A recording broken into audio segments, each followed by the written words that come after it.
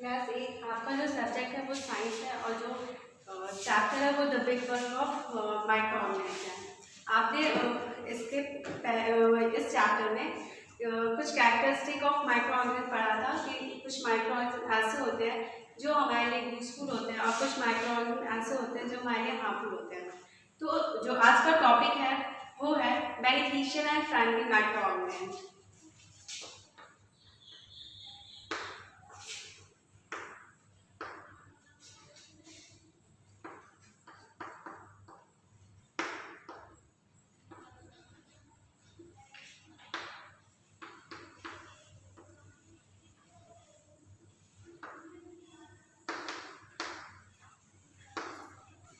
Microorganisms which are useful for us and our environment is known as the friendly microorganisms। जो microorganism हमारे लिए या हमारे environment के लिए यूजफुल होते हैं उनको हम फ्रेंडली माइक्रोऑर्गेनिज्म बोलते हैं। अब हम पढ़ेंगे कि कहाँ कहाँ माइक्रोऑर्गेनिज्म हमारे लिए यूजफुल है।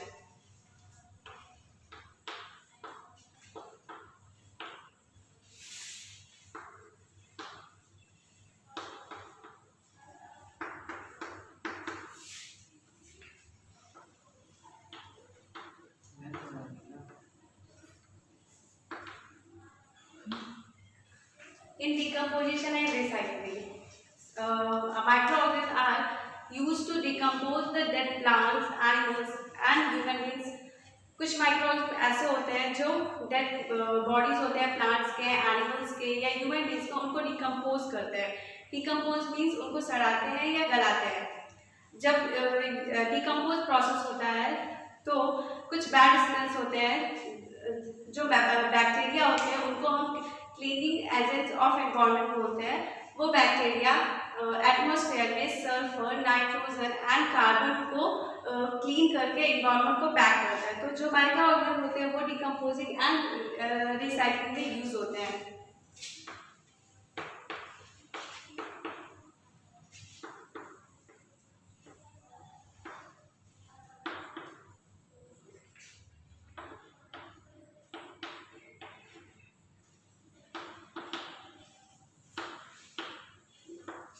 Second one is in increasing soil fertility.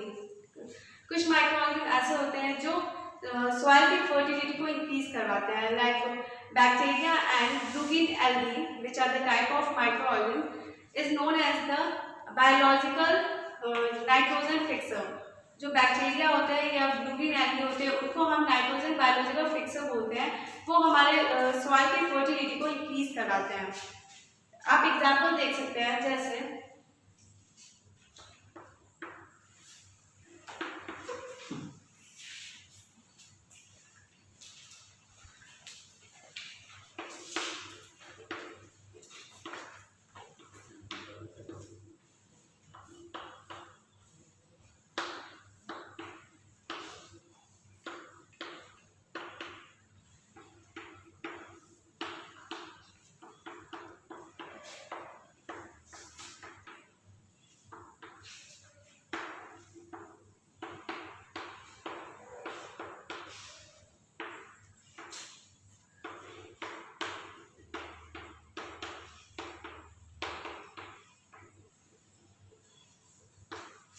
कुछ लाइक जुमियस प्लांट्स होते हैं, जैसे बीन्स हो गए,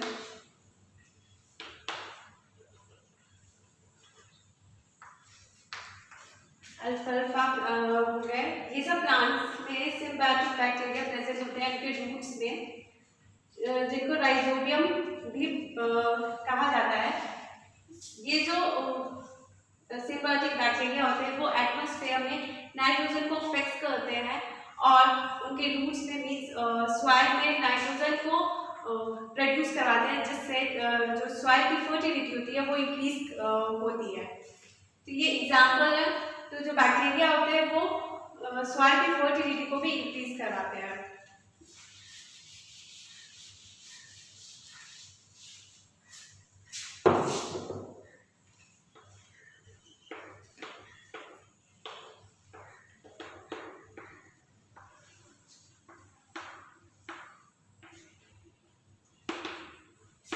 इन food chain the food chain of ocean are begin with the micro organism. जो ओशन के फूड चेन होते हैं वो माइक्रो ऑर्गेनिज्म से ही स्टार्ट होता है। आप एग्जांपल देख सकते हैं।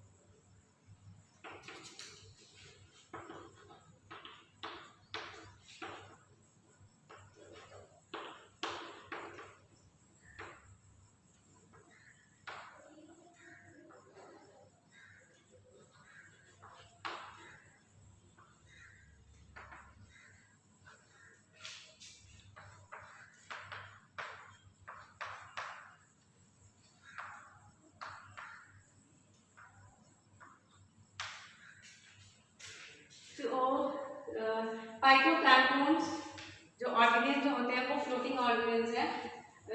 दे are a plant like structure. आपने इनकी कैरेक्टरिस्टिक में पढ़ा है कि कुछ माइक्रो ऐसे होते हैं जो प्लांट लाइक स्ट्रक्चर होते हैं और कुछ माइक्रो ऐसे होते हैं जो एनिमल लाइक स्ट्रक्चर होते हैं।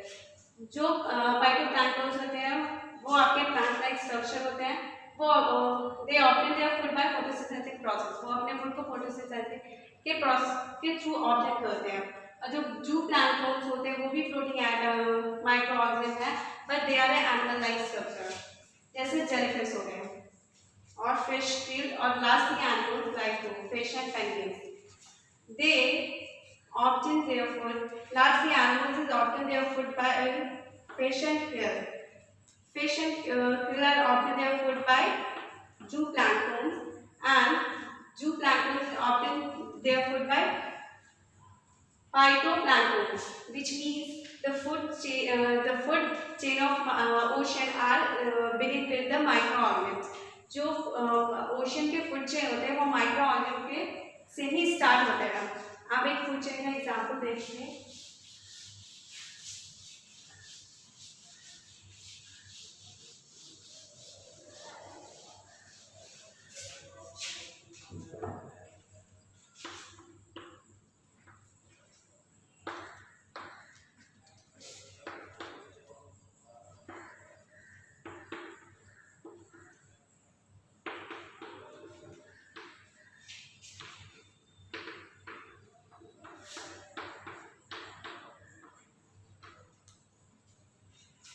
जो पेंगुइन्स होते हैं वो अपने फूड को क्रिल से ऑब्टेन करते हैं, और जो क्रिल होते हैं वो अपने फूड को जेलीफिश से ऑब्टेन करते हैं, और जो जेलीफिश होते हैं वो अपने फूड को डायटम से ऑब्टेन करते हैं। डायटम आपका माइक्रो ऑर्गेनिज्म है। ये आपके फूड चेन के एग्जांपल है। जो माइक्रो ऑर्गेनिज्म होते हैं वो आपके फूड चेन में भी यूजफुल है।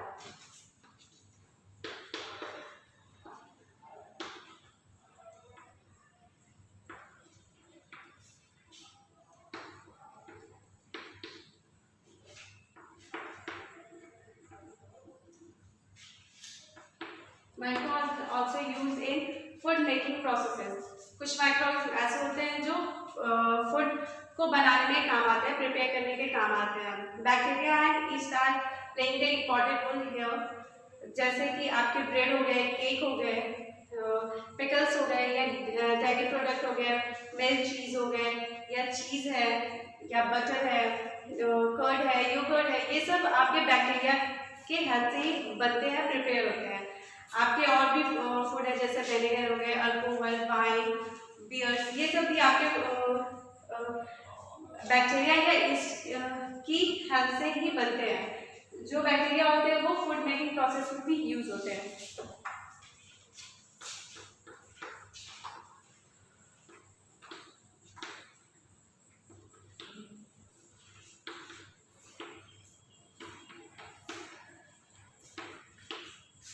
Bacteria is use in water treatment plants. जो नेचुरली ऑकरिंग बैक्टीरिया होते हैं वो कुछ ह्यूमन एक्टिविटीज ऐसे होते हैं जो हम लोग इन्वायरमेंट को जो एक्टिविटीज करते हैं वो इन्वायरमेंट के लिए डेंजरस होते हैं या फिर डिजीज काउज करवाते हैं। जो नेचुरल ऑकरिंग बैक्टीरिया होते हैं वो जो नेचुरली सब्सटेंसेस इन्वायरमेंट में प्रेजेंट नहीं है उनको डिग्रेड करते हैं और इन्वायरमेंट को क्लीन करते हैं। तो जो बैक्टीरिया होते हैं या माइक्रो ऑर्गेनिज्म है वो वाटर ट्रीटमेंट प्लांट्स में भी यूजफुल है इन्वायरमेंट को क्लीन करने के लिए।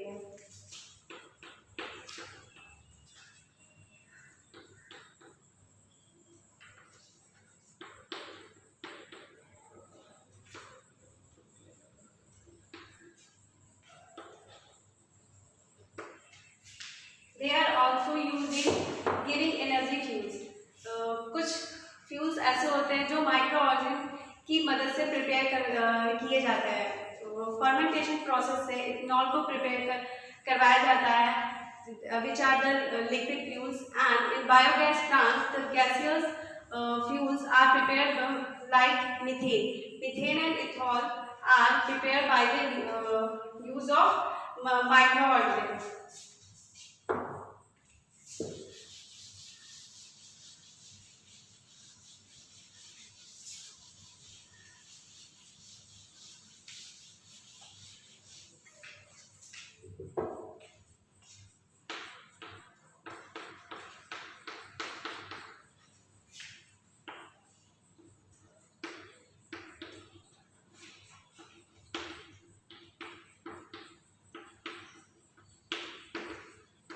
Microorganisms used for making antibiotics. Antibiotics is some bacteria and fungi which contains the chemical substance which are toxic. That substance is known as antibiotics.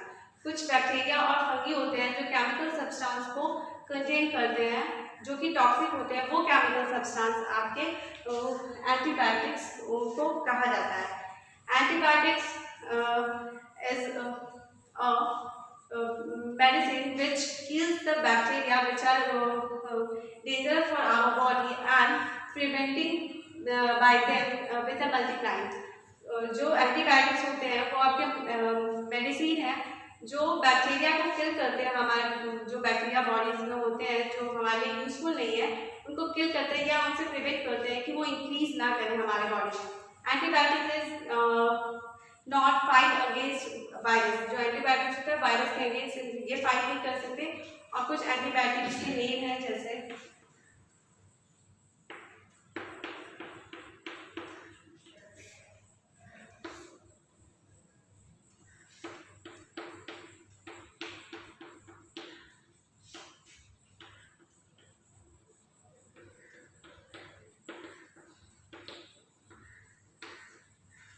आपके penicillin, ampicillin and amoxicillin. और भी कुछ antibiotics के name है ये आपके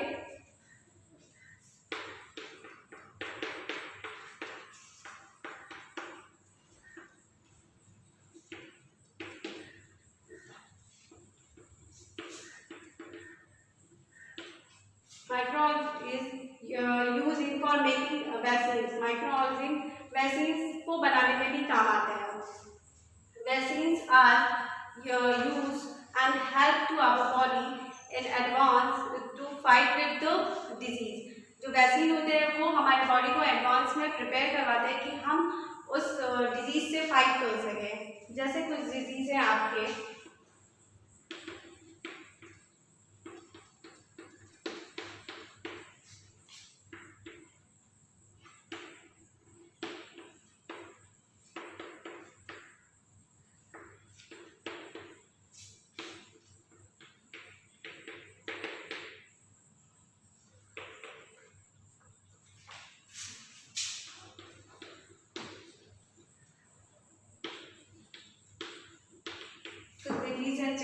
pox, polio, hepatitis A, hepatitis B and influenza.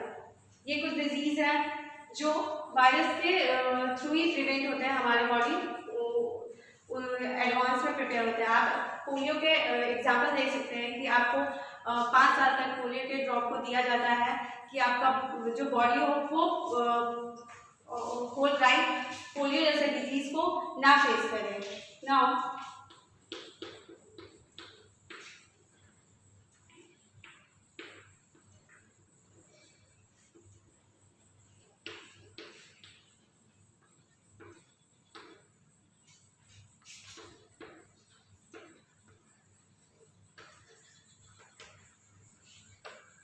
microorganisms are used in science and technological field। microorganism का use science और टेक्नोलॉजिकल फील्ड में भी किया जाता है।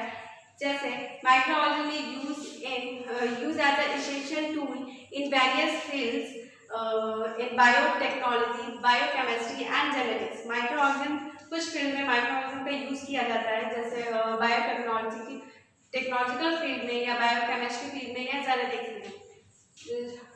जो माइक्रो ऑर्गेनिज्म को लेके उन पे रिसर्च किया जाता है, जैसे उनको मेडिसिन बनाया जाता है या वैक्सीन बनाए जाते हैं या फिर कैंसर के मेडिसिन बनाए जाते हैं या पॉल्यूशन या पॉपुलेशन को कंट्रोल करने के लिए जो मेडिसिन बनते हैं वो उनके माइक्रो ऑर्गेनिज्म के थ्रू रिसर्च करके ही बनते हैं। तो ये आपके माइक्रो ऑर्गेनिज्म के यूजेस हैं।